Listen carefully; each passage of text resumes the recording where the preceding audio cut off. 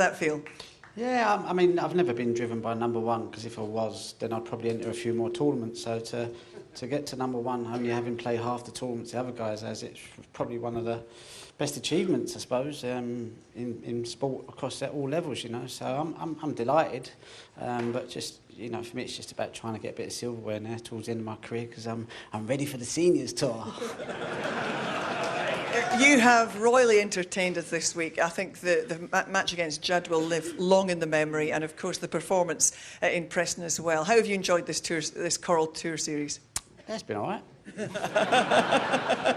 I just want to say, you know, congratulations to Neil. You know, him and Judd have been the two best players so far this season, along with myself. You know, so if one of us three doesn't win the world, I'd be very surprised, you know, because the consistency that we've been showing through the season, you never know. But to me, this guy here, he's got the Rolls-Royce Q action. You know, he's got the courage, the ability, and he will definitely win more world titles because he has the bottle. He's proved he can do it. And I just think it was a good advert for snooker this week. A great tournament. The crowd have been fantastic. You know, I just want to thank my sponsors, Affinity. They've been really good, you know, supporting me, and obviously Betcris. You know, they've been fantastic. Without their support for the last 3 or 4 years, it would have been a lot tougher. So, you know, I need to thank all them people, because you just don't do it on your own. So it's been a good team effort, but yeah, thank you. Well, listen, I'm going to let you get presented in a moment. Just to say, I know that the records aren't top of your list of importance, but that was your 36th ranking title record, now level, of course, with Stephen Hendry. Wouldn't it be nice to go past him at the Crucible? Yes. Honestly, I'm not driven by records. Obviously, I just like to play, and I like to enjoy the game. I like to play well all the time if I could, and when I don't, I get a bit disappointed, a bit hard on myself. But I've learnt to be a bit easy on myself. So, but we'll see. Listen, whatever happens, it's been a good career, and I just enjoy playing. And you know, I think the seniors tour is ready for me now. I'm too old for all this business. It's too hard work trying to cut up these youngsters, you know, all this grey hair, and it's not easy. Doesn't look that way. Listen, I'm going to let you collect another trophy here. Ladies and gentlemen, Ronnie O'Sullivan. Ladies and gentlemen, your winner collecting the Coral Tour Championship trophy. Prize money of £150,000 and the title of 2019 Coral Tour Championship, the Rocket, Ronnie O'Sullivan!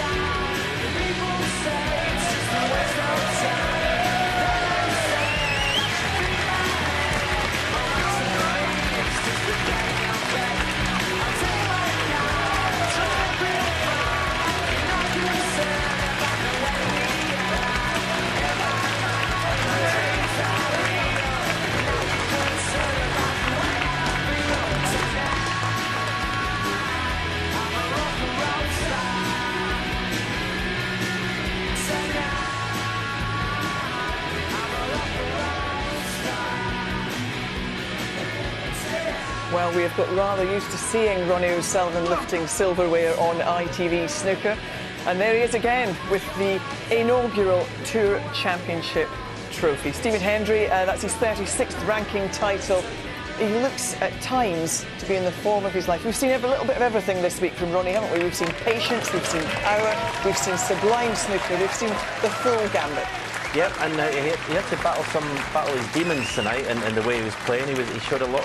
As I said in the commentary, it's the most animated I've seen him for a long time in regards to you know, showing out about bad shots and whatever. But in between that, there was so much brilliance, individual brilliance. It was just it was great to watch. Yeah, and you're right. I mean, all of the things you mentioned and the frustration, which often has seen him lose matches, but he seemed to be able to channel that in an aggressive way and still come through. You know, there were times when he didn't even look like he was under pressure. He was just playing like sort of freewheeling through frames at the end of that match. Quite difficult to do, so close to a win. And, you know, Alan, he's been the man we've talked about all week, obviously coming off the back of Preston, yet he soaks up all that pressure, the attention, the focus, and he delivers time after time, even when he is, as Neil says, sometimes not getting the shots, not getting the run of the ball that he wants.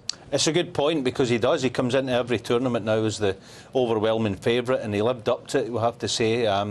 He's got every way of playing now. He can dig out results, you know. He can win close frames. He can do it in every which way you want, and he's the best at the moment. And going into Sheffield, he's the man to beat. Let's take a look at how he won this final then. This is the last frame.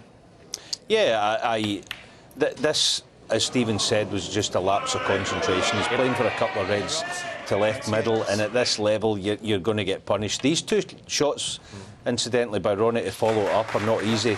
Little blind red, same with this pink, and when he potted the pink, guys, you think it's done and dusted. Neil will be disappointed the way he's lost this match with a black off a spot.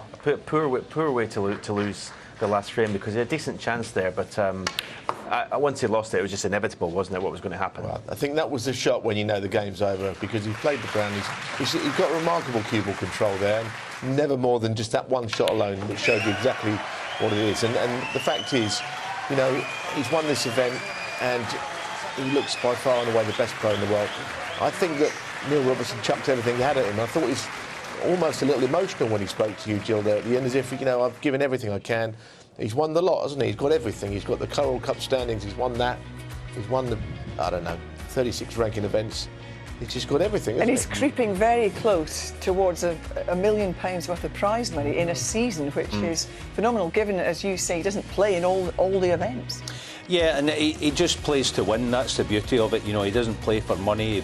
He plays for his own kind of satisfaction and try to perform the way he knows that he can. He said many times he thought he was this good when he was a kid, and that's the reason he plays now. And I think he's got his schedule bang on. You know, he doesn't play in everything. I think the other thing we saw today, particularly towards the end of the match, we say he was animated. You know, you could see from the look on his face when things didn't go his way. He wanted this, and I think, you know, when you look at the career that he's had, the trophies that he's won, he still wants it. Yeah, this is the kind of trophy that Stephen would have, you know, if he was still playing or this was around you'd love to have won this one, because it's a high-profile event, it's an 8-man event, the cream are in it over long matches, and it would have suited you if it had been, I know one thing, you'd have been in it every year, probably #1 seed, but, you know, it would have been something you'd love to have played in. Absolutely, you want to prove yourself against the other best players in the world, and I think that's why he showed so much emotion when he beat Judd Trump, because Judd Trump had beaten him in the final of the Masters, and I think that was a massive win for Ronnie, and that's why he showed so much after he'd done it. But yeah, these are the events that will get Ronnie's juices flowing. That's why he doesn't play in everything, but these sort of things, yeah, and it's frightening for the others. He's going to have 3 weeks rest before Sheffield. And that's what suits him. He picks his tournaments because that's how he feels he can get the best out of his game. Obviously, we've had this big, long final today, best of 25. Great preparation for the Crucible. You know, we say it's the joint now with you on 36 ranking title wins. You know, it could happen in it could happen in Sheffield. It's not if, it's when, isn't it? I knew that when I retired. All the century breaks, the maximums, everything. It was if not when. So yeah, I'm expecting it. But he is. Ronnie said out there, it's the first time I've sort of heard him big up his own chances of the world. He says one of him, Robertson or Trump, will probably win it. And do you know why that could be? I mean, he's only lost to 4 opponents this season, and only one of those is the top 16 player, Judd Trump. The others all outside the 16 in the world. So why is anyone going to beat him? Yeah, it's going to be a big job for anyone to beat him. It's a good point Stephen made. 3 weeks rest before the big one. OK. Well, just a reminder, we've barely recovered from Cheltenham and we're off racing at Aintree. It's the Grand National Festival, of course. It starts on Thursday, the 4th of April. Every day the build-up from 9:30 on ITV4 in the opening show. And then from 2 o'clock, you'll have live racing on ITV and STV. And if you've enjoyed the Coral Series, who couldn't have enjoyed the Coral Series? We have got more snooker coming your way. at the end of the year. On the 4th of November, we will all be back at the Rico in Coventry for the Champion of Champions. My thanks to the guys. Great to have you with us. Thanks to you for joining us. Thanks to Llandudno, and thanks to Ronnie. He's only gone and done it again.